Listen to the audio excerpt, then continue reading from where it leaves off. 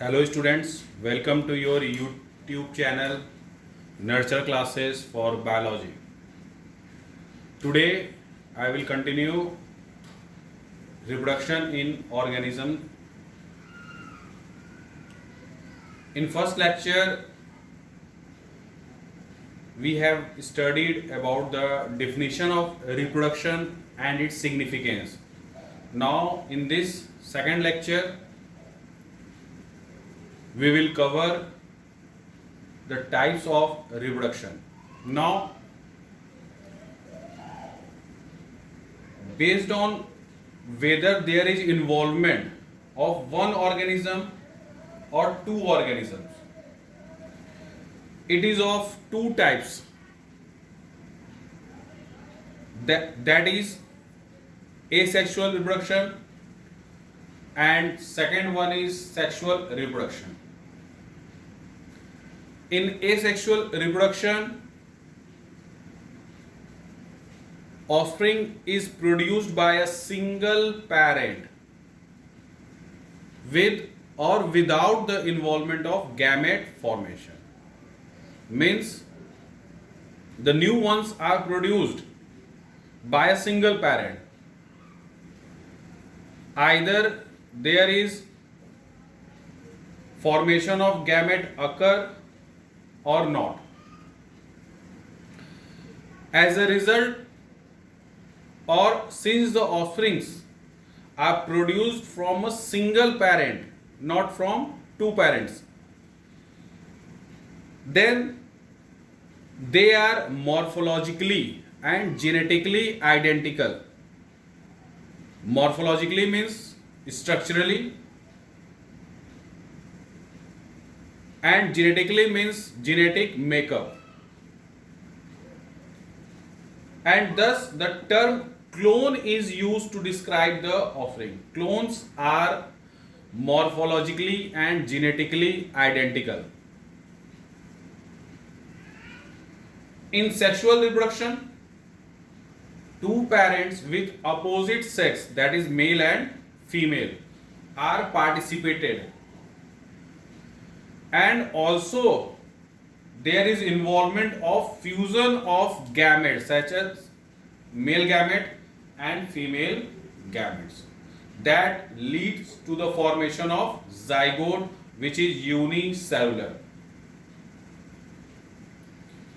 Means पिछले lecture में हम लोगों ने रिप्रोडक्शन का डिफिनीशन और उसका सिग्निफिकेंस, उसका क्या इंपॉर्टेंस है, वो हमने जाना था, डिस्कस किया था.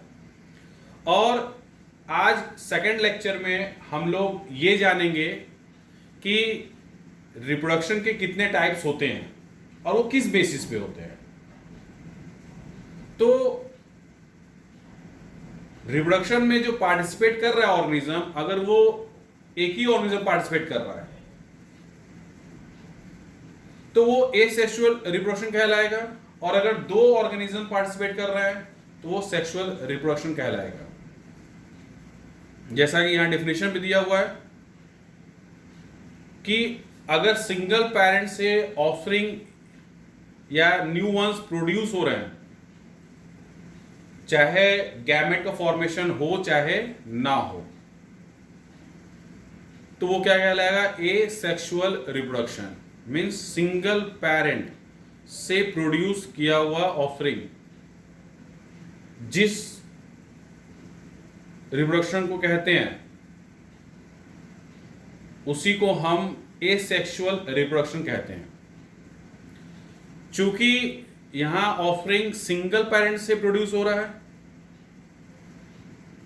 इसीलिए जो ऑफस्प्रिंग होंगे वो मॉर्फोलॉजिकली, मतलब बाहरी स्ट्रक्चरली जो हमें देखने को मिलेगा वो, एंड जेनेटिकली मीन्स उनका जेनेटिक मेकअप, क्रोमोसोम्स या डीएनए, वो आइडेंटिकल होंगे. और चूंकि मॉर्फोलॉजिकली और जेनेटिकली जब आइडेंटिकल होंगे तो उनको हम क्लोन टर्म यूज कर सकते हैं डिस्क्राइब करने के लिए.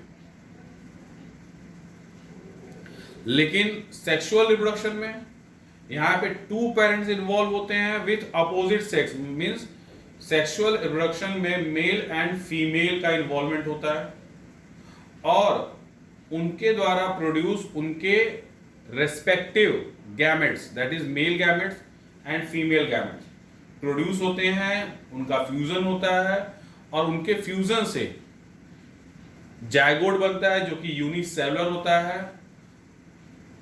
और इसी को हम क्या बोलते हैं? Sexual reproduction. Further, next lecture we will study in detail about asexual reproduction or what are the different types of asexual reproduction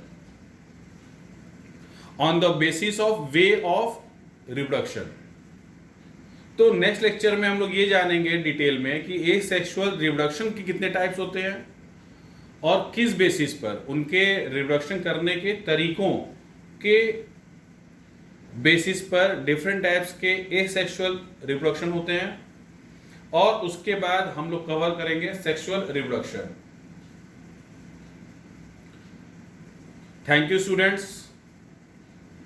if you have any problem please right that problems in comment section and please subscribe your channel nursery classes for biology